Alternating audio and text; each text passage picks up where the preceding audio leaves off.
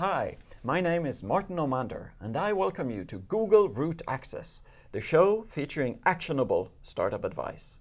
My guest today is Nathan Beckord. Welcome on the show, Nathan. Thanks for having me. So you're a co-founder of Foundersuite. Yep. Could you tell us about your startup? Sure. Foundersuite is a collection of productivity tools for entrepreneurs.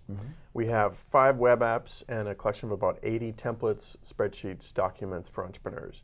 And the way it came about is for the past 10 years or so, I've been consulting to startups, usually in a finance or biz dev capacity. And I saw common repeating mistakes startups were making, common needs startups needed. I worked with about 150 companies and just saw a lot of patterns of success and failure and built spreadsheets and templates to help them through common operating and financial activities.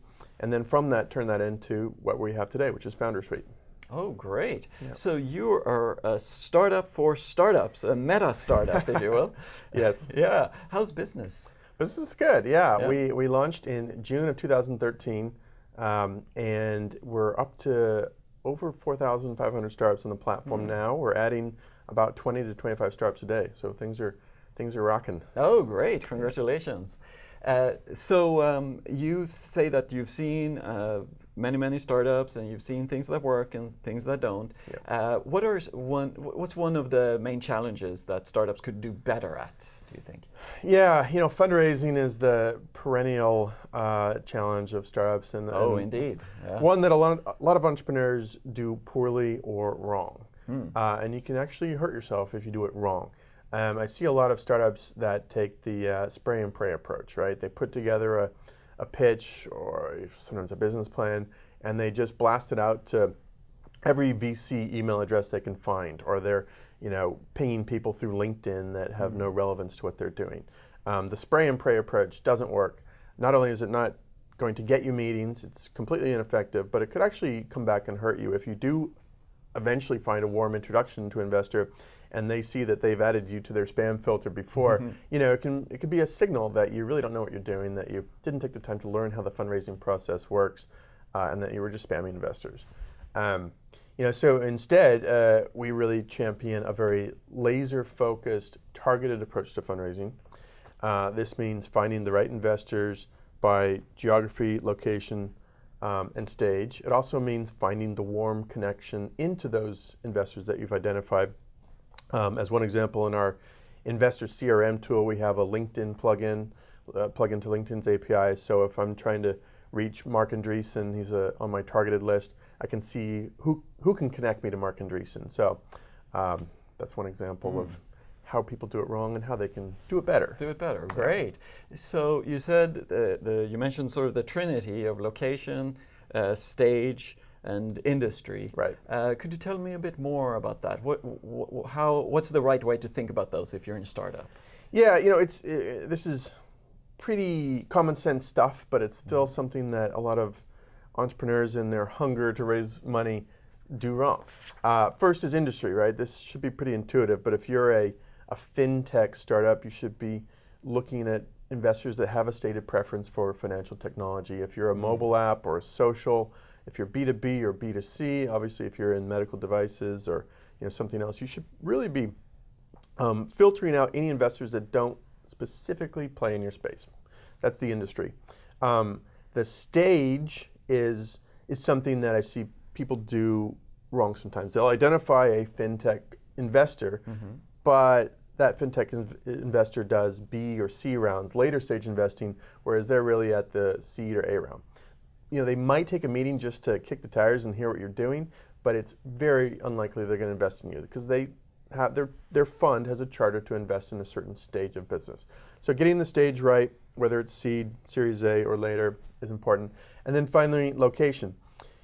Most investors are pretty specific about this. If you're in Boston or New York, you invest in startups in your local area. Silicon Valley holds true.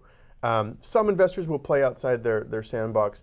But a joke I heard yesterday at a conference, actually I can't claim credit for this, is that most investors want to invest within 1 Tesla charge of their office. That's great. That's getting the location right. Ah, I see. Yeah, it's funny. I remember in the late 90s, the pundits were talking about the death of distance. And now distance wouldn't matter, but you're saying it matters a lot. Still matters a lot, yeah. Still matters. So this is really helpful as far as finding investment. Does this, what you just mentioned about industry and stage and location, carry over into other parts of what a startup does? Yeah, it certainly does. I think media relations and PR is very analogous. If you're looking to get people to write about your startup, you're looking to get coverage, you're looking to get attention, as most entrepreneurs are. You know, again, doing it wrong is finding a list online somewhere, and you see these published sometimes, of email addresses of journalists and blasting your press release out to all those lists.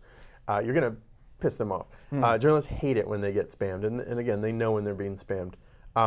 You know, a better, more appropriate way to do it is to find publications that cover your space, and then to narrow it down further to the journalist whose beat it is to cover your space.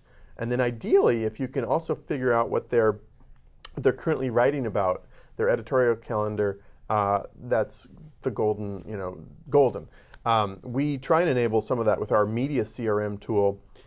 We pull in their Twitter streams, right? So if a journalist is putting out to their followers that they're looking for an expert in security or Internet of Things, you know, that's a great time to pitch if that's what you're doing. So kind of tracking and following. Oh, so they actually tell us they what often they're do, looking yeah. for. Oh, that's great. And so that's perfect. That's the exact right time to be pitching then. And then finally, one other little bit of advice there. To the extent you can pay it forward to a journalist and build a relationship in advance of pitching them, that's great too. If you can give them a scoop, some breaking news, I mean, that's what they live and die for. If you can give them a tip or you know, anything you can do to help them out in advance of pitching will go a long way when it's your time to pitch them. Oh, I see. Great. So we are here in the middle of Silicon Valley, and a lot of your startups in Silicon Valley. Many of our viewers, perhaps most of our viewers, are not here. Yep. What should you do if you're not in a place where there are a lot of media outlets or investors, or if you find that there's nobody covering your industry? Yeah, you know, if there's no one covering your industry or there's no one nearby, obviously you could pivot. You could change what you're doing. I don't necessarily recommend that. You could move, of course. We see, you know, just a flood of U-Hauls coming into Silicon Valley in recent years, and I'm sure you're seeing that too. Or, you know, what I see a lot of startups do, especially ones that maybe are based in abroad, in Australia or Europe or elsewhere, or Asia, they'll have one or two people here to really be the scout in the valley, right? To be the one that's going up and down Sand Hill Road or 2nd Street corridor in San Francisco talking to investors. You know, with journalists, I don't think location matters quite as much, but it's still always great if you can, you know, ping a journalist and invite him to coffee or something. I did that 2 weeks ago and got a writer from Inc. to come out and meet me for beers at Thirsty Bear. It was great. Oh, you know? Great, yeah.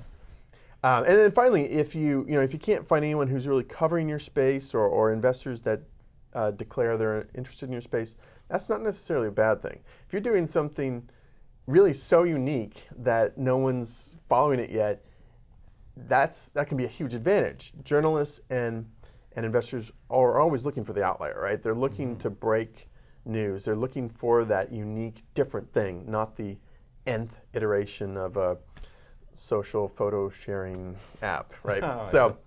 Play to your strengths. If you have something truly unique, that can go a long way. Oh, great. Yeah. Well, thank you so much for coming in and sharing your experiences with us today, Nathan. Thank you very much for having me. Appreciate it. We hope you found something you can use in your startup. Your input matters. Please leave your comments below. We read everything you write. To learn how Google can help your startup, go to developers.google.com/startups.